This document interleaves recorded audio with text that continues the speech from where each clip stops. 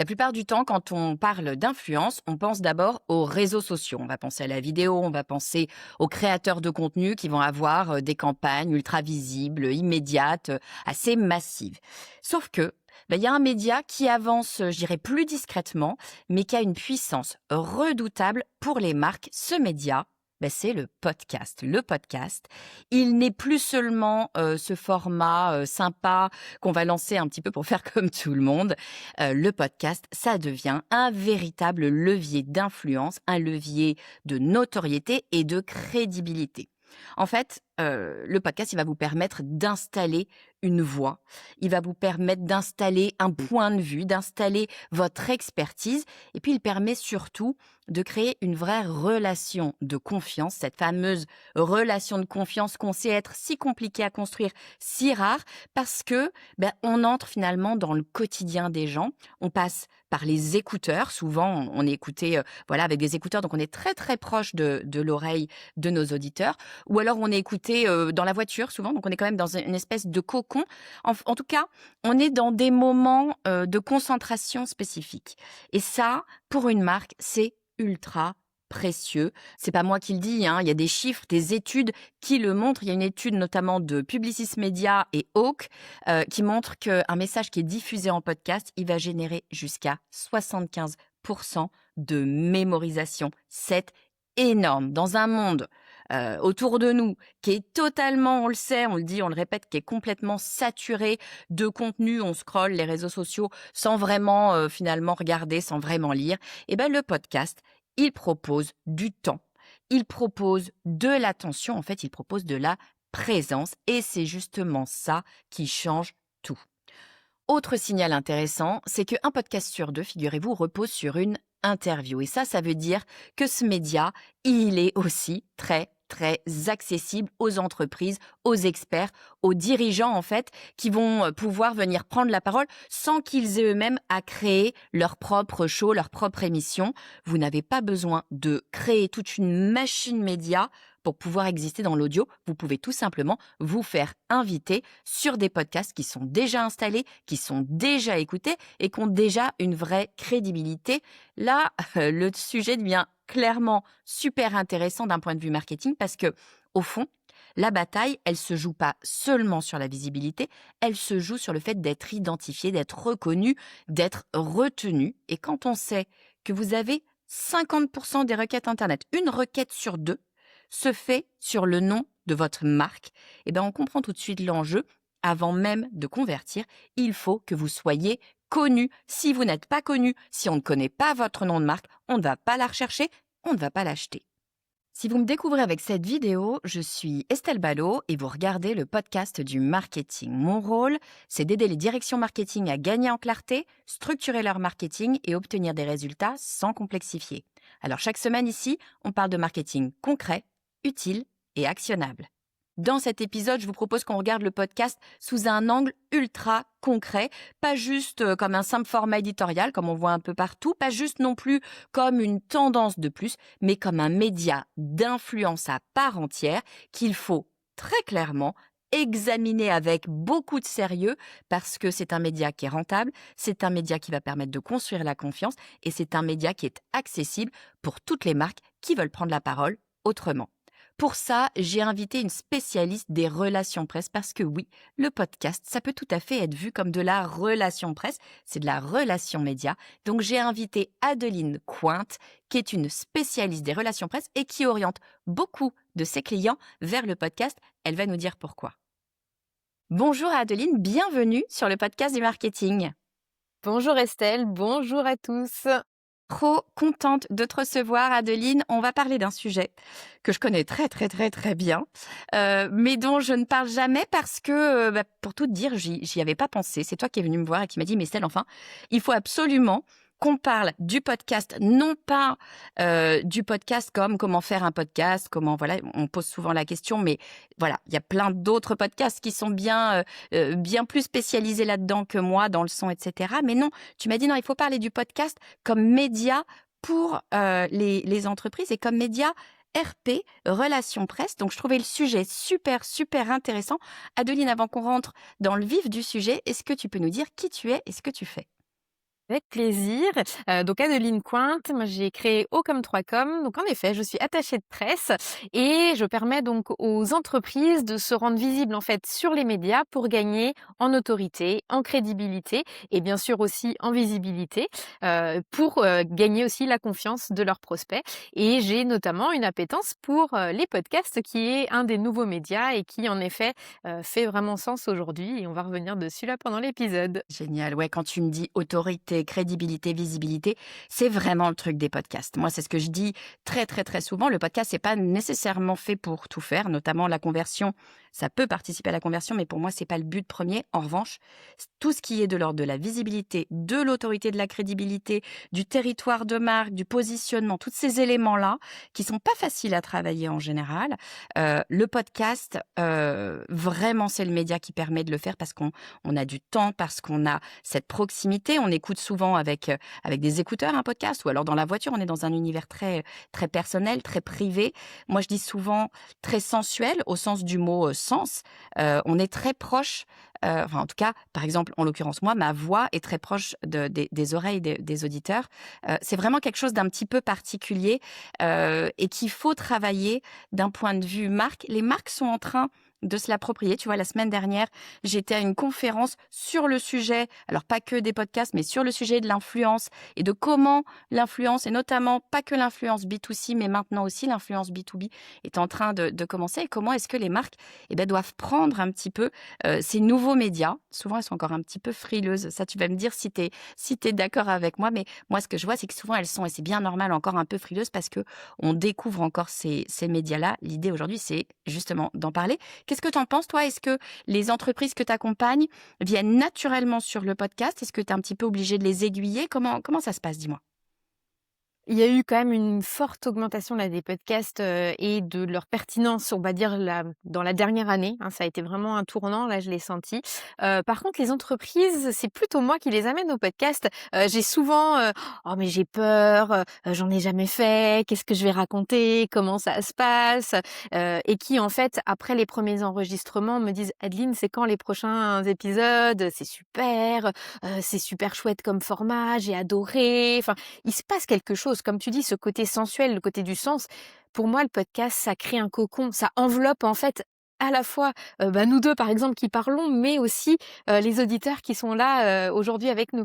Ouais, c'est vraiment effectivement, alors j'entends ce que tu dis sur, «J'ai peur» et cetera, et c'est absolument normal parce qu'on ne sait pas quelle sauce on va être mangé quand on vient sur un podcast.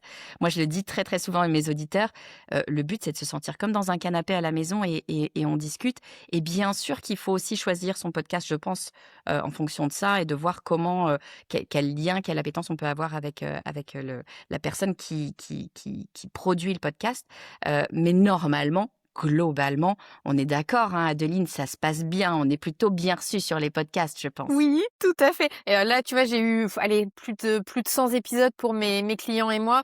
Jamais il y a eu un souci sur un podcast. Tout se passe bien. Au contraire, c'est, comme tu le dis, plutôt convivial, plutôt humain. Et je pense aussi que c'est ce qui plaît aux dirigeants, c'est que c'est moins formel finalement qu'une interview plateau télé où il faut se tenir bien, etc.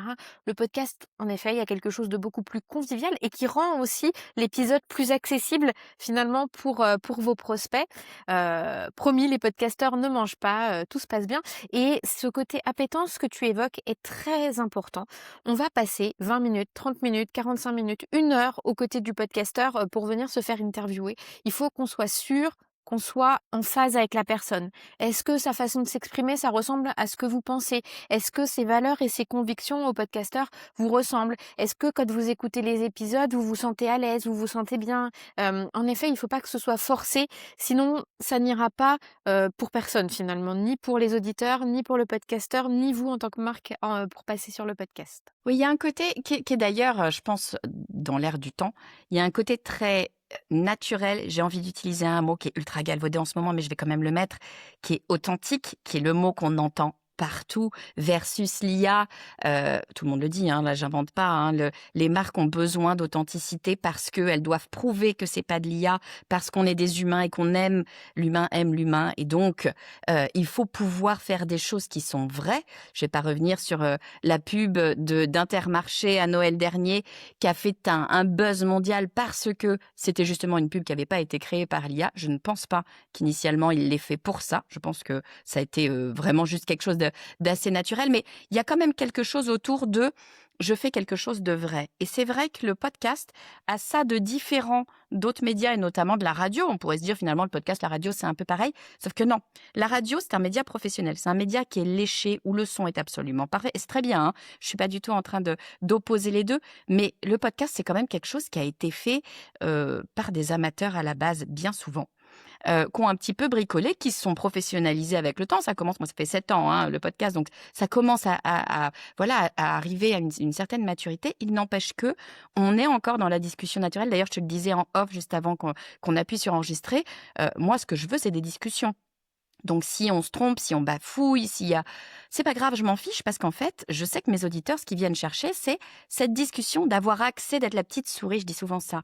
On est les auditeurs sont la petite souris qui entendent la discussion entre 2 personnes qui aiment le marketing, la communication, et cetera. Et c'est ça aussi qui fonctionne sur le podcast, c'est que finalement, c'est beaucoup plus naturel, authentique et du coup, on y croit plus. Et il y a un effet, trust, d'y croire vraiment, de confiance qui se crée, qui est très, très, très, très forte sur le podcast. C'est ça que viennent chercher notamment les marques. C'est ce côté confiance qu'on vient voir sur le territoire, sur la conquête de marque. Tout à fait. La confiance aujourd'hui, il faut se dire que déjà, en période de crise économique, le consommateur, le prospect, le client final va être beaucoup plus méfiant, va aller chercher à plus d'endroits pour se renseigner sur vous. Et ce côté authenticité qui, en plus, n'est pas une authenticité que vous valorisez vous-même. C'est pas vos propres canaux de communication quand vous passez sur le podcast de quelqu'un d'autre. C'est aussi une crédibilité qui vous est accordée par un tiers, par un média, par le podcasteur. Donc là, le consommateur va être aussi prêt à vous faire confiance plus facilement. Et par rapport à l'authenticité, par rapport à l'IA, aujourd'hui, en plus, il y a une défiance énorme sur tous les contenus qui sont produits. Les gens, même un contenu qui n'est pas fait par l'IA, sont capables de dire qu'est-ce que c'est que ce contenu IA? Mais non, en fait, c'était pas un contenu IA. Donc la défiance, elle est là. Et la voix, ça ne trompe pas. Hein, ça, on est bien d'accord. Et d'autant que l'IA, on oublie quand même que c'est les LLM, hein, tout ce qui est ChatGPT et consorts, ont été prévus sur des probabilités. En fait, quel est le mot le plus probable après la suite de caractères que j'ai tapé avant? Donc, on ne réinvente rien. Alors que le podcast, vous allez apporter aussi une certaine singularité qui, aujourd'hui, à mon sens, est précieuse pour convaincre les prospects. Ouais, c'est ce que je disais en introduction, c'est que quand on veut travailler du positionnement, du territoire de marque, ce qui est toujours difficile, hein, parce que travailler un positionnement, on a beau décider de notre positionnement, bon, après, c'est l'audience qui va décider si elle s'accroche dessus ou pas. Donc c'est toujours très compliqué de venir travailler ça. Sur un podcast, on va avoir cette opportunité-là d'aller poser les choses dans le temps, d'aller poser, son discours, d'aller avoir plus que juste un slogan publicitaire finalement et d'installer les choses, d'installer une personnalité aussi si on est, par exemple, je sais pas, le DG d'une marque ou le directeur marketing ou autre, hein, peu importe, qui vient, parler au nom de l'entreprise. On vient poser des choses plus dans le long terme, plus dans la conquête de territoire finalement. Est-ce que ça, c'est quelque chose qui est, que tu retrouves comme étant un point d'ancrage vraiment fort sur le podcast pour tes marques?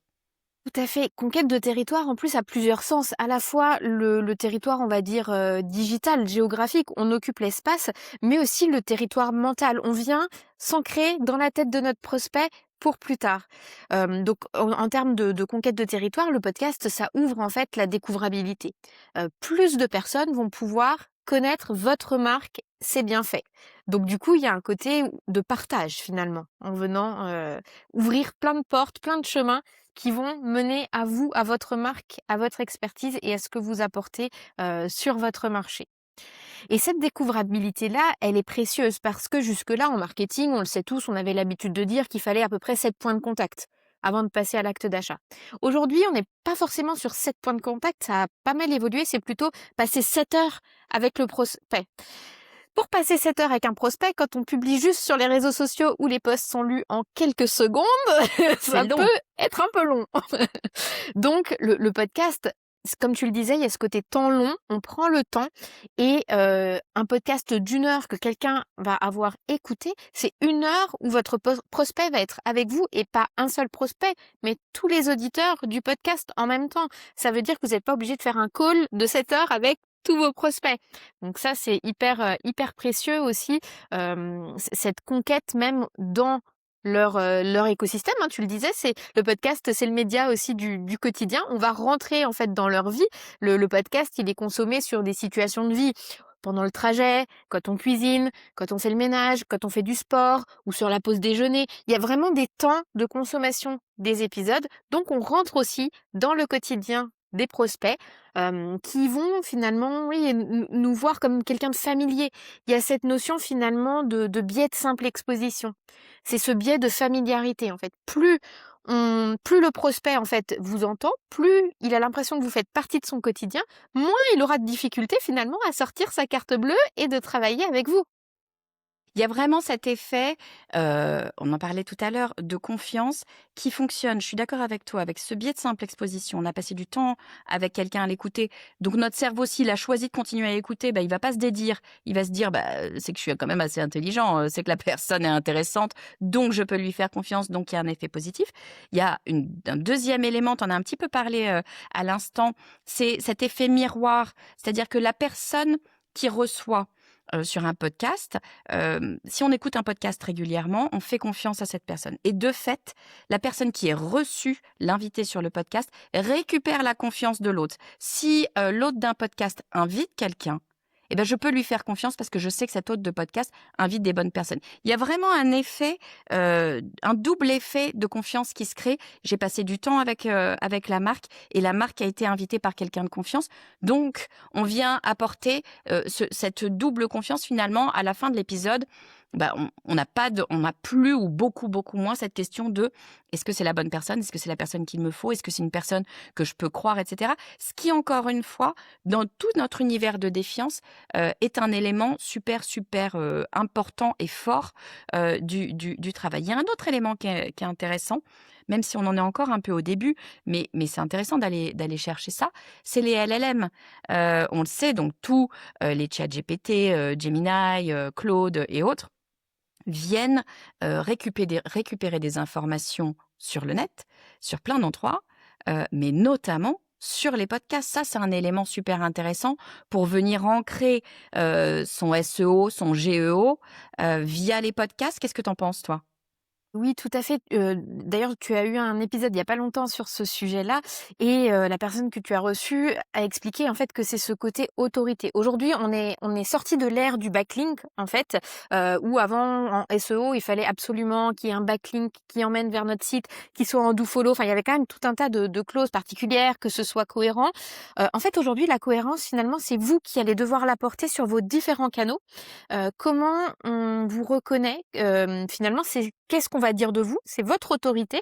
C'est qu'est-ce que vos prospects disent de vous parce que ils vous ont identifié comme la personne qui a tel positionnement sur tel marché avec voilà telle expertise et de façon cohérente. Donc ça, moi, je trouve que c'est hyper chouette. Aujourd'hui, quelque part, on crie un peu sur les IA, mais en même temps, en ramenant cette cohérence, on va aussi éviter certains posts un peu creux sur les réseaux sociaux. Je pense que ça va aider à ce niveau-là.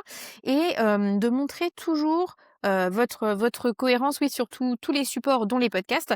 Et le podcast, en fait, le podcasteur, il va vous mentionner à la fois dans la description de l'épisode. Et un podcasteur, il faut pas oublier qu'en fait, il va aussi communiquer sur son épisode. Donc, il y aura potentiellement un article de blog, potentiellement une parution dans la newsletter du podcasteur, potentiellement des parutions sur ses réseaux sociaux pour faire connaître l'épisode.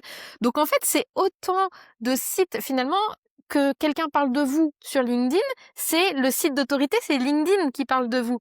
Et le podcasteur, quand il parle de vous dans la description de son épisode, c'est aussi l'hébergeur. Donc, par exemple, Ocha, qui est devenu aussi un site qui compte aujourd'hui et donc qui va vous mentionner, vous, avec vos noms, prénoms, votre expertise et potentiellement votre site internet. Donc, forcément, pour le LLM, c'est tout bénef parce que c'est pas vous qui parlez de vous-même. Et ça, c'est ce que les LLM regardent aujourd'hui. Quelle est la crédibilité de la personne à l'extérieur de ce qu'elle veut bien dire d'elle?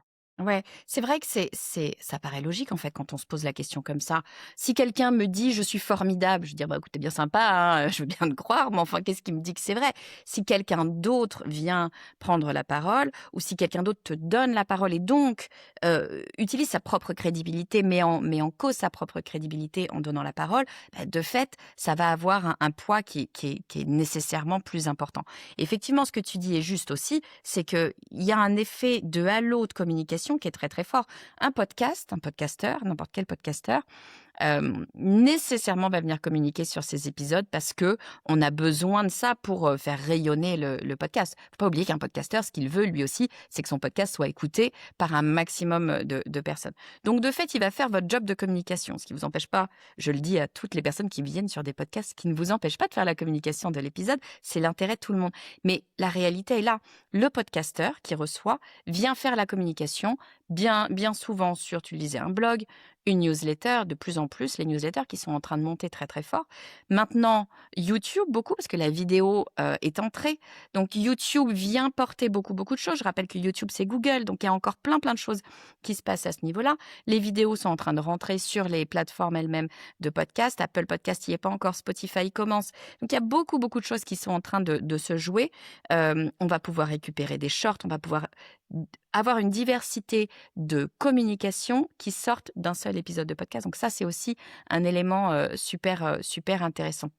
Il y a un autre élément, moi je trouve, qui fait très très sens dans le fait de passer sur les podcasts, c'est que finalement, il y a une espèce de cercle vertueux en termes de croissance quand on vient passer sur un podcast, sur des podcasts, parce que d'ailleurs, alors je sais pas quelle est ta position là-dessus, mais moi je pense que l'intérêt c'est aussi de passer sur plusieurs podcasts, pas nécessairement un seul. Souvent on se dit tiens je vais passer sur un podcast, puis je vais voir ce qui se passe. En vérité, alors moi, je suis ravie quand on me dit que c'est chez moi qu'on veut passer, mais la question est pas là. Ce qui est intéressant, c'est d'avoir une espèce de momentum et d'aller travailler sur plusieurs éléments. Qu'est-ce que tu en penses? Je te rejoins, tu fais bien de le mentionner, je te remercie. En effet, j'en avais pas parlé. Un seul podcast, c'est vrai que bon, c'est bien, mais ça sert pas énormément. Alors que, on parlait tout à l'heure, hein, de la première phase, la partie conquête. Plus on va passer sur des podcasts, plus on va, favoriser ce biais de familiarité, ce biais de simple exposition, plus on va être au contact des prospects et plus on va bénéficier de cette histoire des 7 heures, au contact aussi de nos prospects. Et surtout, ce qui est précieux aussi sur un podcast, c'est que chaque podcasteur a sa ligne éditoriale, mais a sa sensibilité personnelle, ses questions. Et en fait, mais vous allez vous rendre compte que c'est une mine commerciale énorme pour vous parce que si vous utilisez à bon escient vos épisodes, vous le réécoutez parce que ça fait partie des erreurs aussi que toutes les marques font. Oh, j'aime pas me réécouter. Oui, non, mais moi non plus, j'aime pas me réécouter. Mais en fait, c'est précieux de se réécouter. Déjà, on évolue, on s'améliore pour la prochaine fois en entendant tous nos tics de langage. Je vous promets, vous allez les entendre moi aussi. Et pourtant, ça fait très longtemps que C'est je pas passe sur des grave. podcasts. Mais justement, vous essayez de vous améliorer pour la prochaine fois. Et surtout, les questions du podcasteur. C'est aussi des questions potentiellement que votre cible, elle peut se poser. Donc, ce sont des idées de contenu, des idées d'articles, des idées de posts que vous allez pouvoir faire justement pour atteindre et convaincre votre cible. Et la sensibilité, la ligne éditoriale, vous allez pouvoir aborder plusieurs angles sur votre même expertise. Donc ça, c'est pareil pour notamment les LLM, ça montre que vous êtes capable aussi de vous adapter à tout un tas de situations, à tout un tas d'angles. Donc c'est hyper précieux de passer sur différents podcasts avec chacun leur sensibilité. Cette notion bien sûr de maillage et de top of mind en fait aussi. Vous allez être la personne à qui on pense sur votre sujet. Alors bien sûr, faut avoir travaillé quand même le positionnement avant, hein. On va pas non plus sur un podcast à n'importe quel moment de son entreprise il faut avoir un positionnement quand même assez solide. Alors bien sûr, comme tu le disais Estelle, le prospect va se l'approprier, notre positionnement, comment il va y réagir, mais s'il n'est pas travaillé, ça sert à rien non plus d'aller, sur un podcast. Le but, c'est qu'on puisse vous identifier comme une personne, à la fois experte et de confiance. Je suis d'accord avec toi, il faut avoir un truc à dire. Moi, alors après, il y a plein de podcasts différents avec des thèmes différents. Tu as des podcasts d'inspiration, tu as des podcasts plus d'éducation. Voilà, tout va dépendre du podcast sur lequel on va apparaître. Mais moi, je pense qu'il faut venir un petit peu préparé. Alors, moi, j'aime bien enfin, sur mon podcast, j'aime bien que les choses soient naturelles. Donc, je dis souvent à mes invités, préparez pas trop. Parce que moi, ce que j'aime, c'est d'avoir cette vraie discussion entre nous. En revanche, il faut quand même préparer au sens de, si on vient sur c'est un effort, c'est souvent un effort financier aussi de venir sur un podcast. C'est pas nécessairement gratuit de venir sur un podcast, parce qu'on vient chercher de l'audience, tout simplement. Donc, il faut quand même pas complètement se louper. Il faut savoir ce dont on veut parler et dans quels termes et pourquoi. C'est pas nécessairement, surtout l'erreur, pardon, je me permets de le dire parce que je l'ai vu, je le vois de moins en moins, mais je me permets de le dire. L'erreur première, c'est ne scriptez pas tout ce que vous allez vouloir dire dans le podcast parce que vous ne saurez pas le faire. Pour le coup, lire un texte sans que ça s'entende que ça soit lu, faut être un minimum pro pour que ça s'entende pas. Ça s'entend toujours. Donc, en revanche, il faut prévoir les grands piliers de communication. C'est ce que tu disais finalement, un podcast, ça va permettre aussi de poser ce que moi j'appelle les piliers de communication, les grands thèmes sur lesquels on va parler, sur lesquels on veut être reconnu, sur lesquels on veut apparaître comme vraiment la spécialiste. Et c'est intéressant de les avoir et de les proposer aussi potentiellement aux podcasteurs. Tout dépend de comment le podcasteur, la podcastrice est organisé. Chacun travaille peut-être différemment, mais c'est intéressant déjà en amont de savoir quels sont les sujets vers lesquels on va vouloir aller. Qu'est-ce que tu en penses? Est-ce que tu prépares tes clients?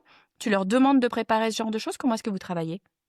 Alors j'aime pas en effet le discours tout prémâché parce que moi qui suis une grande auditrice de podcast, je déteste ça et ça s'entend et comme tu dis, moi je sais que j'ai fait de la radio un temps où j'avais des chroniques, donc chronique en plus c'est quelque chose qui est déjà très préparé, un texte déjà et même ça, j'arrivais à ce que ça fasse pas quelque chose de lu. Donc c'est une compétence qui s'acquiert, petit à petit. Donc faites-le pas, n'apprenez pas par cœur parce qu'en fait vous allez être perturbé si jamais, vous loupez un mot. Vous allez bafouiller encore plus, vous allez pas réussir à vous rattraper et même le podcasteur, en fait, qui lui est habitué à poser des questions, va rebondir au fur et à mesure de ce que vous allez dire et ça ne sera pas forcément dans l'ordre que vous aviez imaginé. Donc en fait, vous avez toutes les chances d'être perturbé si c'est trop, scripté, trop préparé en amont. Par contre, pour aller sur un podcast, il est important quand même de connaître le podcasteur. Quelles sont ses questions signatures? Comment ça se passe? Est-ce que c'est vous qui vous présentez ou est-ce que le podcasteur vous présente? Est-ce qu'à la fin de l'épisode, le podcasteur vous demande de trouver quelqu'un, de proposer un autre nom? Parce que si oui, j'ai déjà entendu des gens qui bafouillent, «Oh je sais pas» ou qui donnent un nom complètement hors ligne éditoriale ou tout ça, c'est des choses qui font que votre épisode finalement va être percutant et pourquoi pas mentionner des fois d'autres épisodes. C'est tout bénef pour le podcasteur. Ça montre déjà que vous avez écouté, mais en plus de ça, lui, il va pouvoir faire un maillage entre ses articles de blog. Ah bah, telle personne a parlé du podcast qu'on avait fait avec telle personne ou a évoqué tel sujet qu'on avait aussi évoqué avec telle autre personne. Donc finalement, c'est cette préparation-là qu'on attend quand, vous passez sur un podcast. Ouais, et c'est intéressant de toujours, je pense, garder en tête le côté, ça reste un média du naturel. Et donc, si on le prépare trop, finalement, on vient perdre ce naturel, ce qui est dommage parce que ce que viennent chercher les auditeurs, les auditrices, c'est exactement ça. C'est le naturel, c'est donc la vérité de la marque, c'est l'ADN de votre marque, de ce que vous avez à proposer. Donc, gardez-le absolument comme ça. C'est vraiment l'occasion. C'est rare, finalement, les occasions où une marque peut apparaître naturelle. C'est assez précieux. J'ai un peu une dernière question. Alors, je sais que c'est un thème toujours un petit peu touchy, mais qu'est-ce que tu penses? Il y a de plus en plus, le média podcast est en train d'arriver doucement à maturation. C'est un média qui a 7, 8, 9 ans en France maximum. Et encore, quand je dis 9 ans, il n'y avait pas grand monde il y a 9 ans. Donc, c'est vraiment un média qui est encore jeune. Ça fait 2, 3 ans, moi, je vois 2, 3 ans qui commencent à être pris de façon plus professionnelle, avec de plus en plus de podcasteurs qui se sont formés, qui se sont professionnalisés. Donc, les marques arrivent doucement. Avec la professionnalisation arrivent les budgets, c'est-à-dire qu'on a de plus en plus de podcasts qui sont payants. Le passage sur un podcast va être rémunéré, je le disais, pour une raison simple, c'est que le podcasteur a construit une audience et c'est cette audience qu'on vient chercher. C'est pas juste pour le plaisir en général de passer sur un podcast. Là, je parle souvent des gros podcasts. On parlait en off tout à l'heure du podcast Legend de Guillaume Play, qui a des tarifs a priori annoncés. Alors après, je suis pas copine avec Guillaume Play, je ne sais pas quels sont exactement les tarifs, mais enfin, qui annonce des tarifs qui sont extrêmement coûteux, en tout cas qui sont proches des tarifs qu'on peut avoir sur de la télé. Il est vrai que le podcast commence à se rapprocher de la télé et dans les audiences. On a vu des audiences qui dépassent parfois celles de la télé et dans les mécaniques, puisque la vidéo arrive, etc. Euh, Comment tu te positionnes, toi, avec tes clients, vis-à-vis de ça, vis-à-vis du côté financier des podcasts? Est-ce que tu regardes des systèmes de ROI? Comment est-ce que tu travailles ça avec tes clients, dis-moi? Alors, en tant qu'attaché de presse, nous, notre rôle, c'est quand même plutôt tout ce qui va être éditorial, donc la partie non payante. Par contre, pour autant, je pense que c'est important de mettre dans son budget aussi une partie finance, en fait, pour passer sur des podcasts. On l'a expliqué là depuis peut-être une demi-heure, trois quarts d'heure. Le podcast aujourd'hui, c'est devenu le média sur lequel il faut être. Il faut se dire quand même que sur un podcast, il y a eu une étude Publicis et Hawk qui reprend quand même que un épisode de podcast est mémorisé à 75%. Je ne sais pas si vous vous rendez compte. Tout ce qu'on consomme sur les réseaux sociaux, les gens scrollent. Qu'est-ce qu'ils vont retenir? Pas Pas grand-chose. grand-chose, c'est sûr. Donc c'est ça aussi, c'est quelle est la stratégie derrière? Qu'est-ce qu'on veut en faire de ces épisodes-là? Et tu disais aussi ce côté communication. Donc parfois aussi, on a un package de communication en plus. On a des choses qui sont à notre disposition directement quand on paye. Donc ça, c'est tout bénef aussi parce que c'est du contenu qui est déjà fait et vous, c'est du temps que vous ne passez pas non plus. Donc c'est juste que c'est pas le métier de l'attaché de presse, c'est plutôt le métier du média buyer, hein, de la personne qui vient acheter les espaces, les encarts. Mais aujourd'hui, le podcast fait partie des encarts qui me semblent précieux à mettre dans son budget marketing annuel. Je te rejoins tout à fait sur le fait qu'il faut regarder le média dans sa globalité et que finalement, c'est de l'achat média sur le podcast, mais pas que, c'est de l'achat média au sens global avec du contenu qui est déjà créé, qui est disponible. Alors, ça dépend des podcasts, hein, évidemment, chacun, encore une fois, travaille peut-être différemment, mais la réalité, c'est que ça permet d'avoir une exposition qui est plurimédia, qu'on va pouvoir utiliser dans le temps, qui est vraiment intéressante de ce point de vue-là. Et encore une fois, ce média qui est un petit peu le seul à le proposer, c'est-à-dire un espace dans le temps qui est long dans le temps qu'on va passer à écouter voilà, un épisode, mais qui est long dans le temps de diffusion également. On l'a peut-être pas dit d'ailleurs, mais un épisode de podcast, c'est pas comme, je sais pas, une publicité ou une émission télé qui va passer une fois et bim, c'est terminé. Un épisode de podcast, moi, ça fait 7 ans que le podcast du marketing existe. L'épisode numéro 1, 2, 3, 5, 10, 12, 37 continue tous les jours à avoir des auditions. Donc, on est sur du temps qui est vraiment long. Alors évidemment, c'est au moment de la publication ou des republications que l'épisode va avoir le plus d'audience, mais on est quand même sur quelque chose qui va pouvoir s'installer dans le temps et donc construire cette fameuse notoriété, cette fameuse crédibilité qui sont si difficiles à identifier, à définir et puis à valoriser finalement. Là, on a un média qui vient nous le valoriser et d'un point de vue écoute, qu'on va pouvoir tracer dans le temps, et d'un point de vue communication, puisqu'on va pouvoir créer des outils de communication directement en utilisant ces podcasts.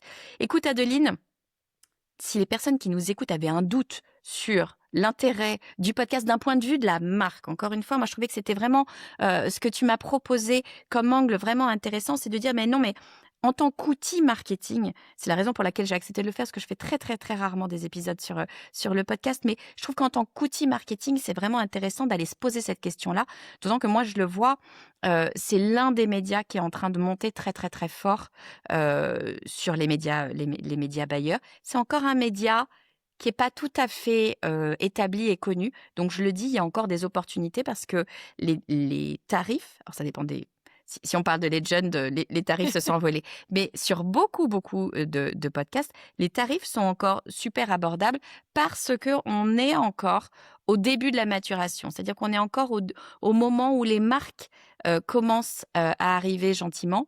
On n'est pas encore sur une concurrence trop accrue. Donc, moi, mon conseil, ce serait de regarder, et je dis pas de venir. Alors, venez sur le podcast du marketing si vous le souhaitez. Je vous accueille avec grand plaisir. Mais c'est pas la question, parce qu'encore une fois, moi, je pense qu'il faut aller sur plusieurs podcasts, pas en même temps, pardon. Je me permets de donner la précision. Il n'y a rien de pire pour un podcasteur que quelqu'un qui va sur tous les podcasts concurrents la même semaine. C'est l'enfer. On se connaît tous, hein, et on n'a pas envie de raconter la même chose parce qu'on sait bien que les gens écoutent plusieurs podcasts. Donc, faites attention aussi à timer dans le temps. Encore une fois, c'est un travail sur le temps long, le podcast, d'étaler un peu les choses de façon à ce que justement ça vous bénéficie dans le temps. Mais c'est vraiment intéressant d'aller sur plusieurs podcasts. Mais surtout, il y a encore de la place pour le moment. C'est à mon avis le moment d'aller prendre ce tournant, d'aller chercher ces nouveaux médias qui viennent apporter cette authenticité qu'on n'a pas avec l'IA. On a une vraie demande sur l'authenticité. Donc, c'est le très, très bon moment pour aller explorer les podcasts. Je vous invite à contacter Adeline si vous souhaitez passer sur un ou plusieurs podcasts. Adeline, où est-ce qu'on peut te retrouver si on a envie d'en savoir plus sur les podcasts, de travailler avec toi, de te questionner, dis-moi. Alors moi, je suis présente sur LinkedIn, donc Adeline Cointe, et sinon sur mon site internet, O comme 3 com, donc HAUTCO2ME, le chiffre 3, CO2M.fr, mais de toute façon, tout sera dans la description avec Estelle. Absolument, je vous mets tout dans les notes de l'épisode. Merci beaucoup Adeline, tu es la bienvenue quand tu veux sur le podcast du marketing. Merci Estelle. Un grand merci, Adeline, d'être venue partager avec nous tous tes conseils sur ce média podcast et comment surtout l'intégrer dans sa stratégie de communication, sa stratégie d'achat média. C'est véritablement, alors bien sûr, je suis pas objective, hein, mais c'est véritablement un média que je vois décoller. Ça fait 7 ans que j'ai le podcast du marketing. Je peux vous dire que depuis les 2 dernières années, les choses sont en train de changer du côté média, du côté rapport aux marques.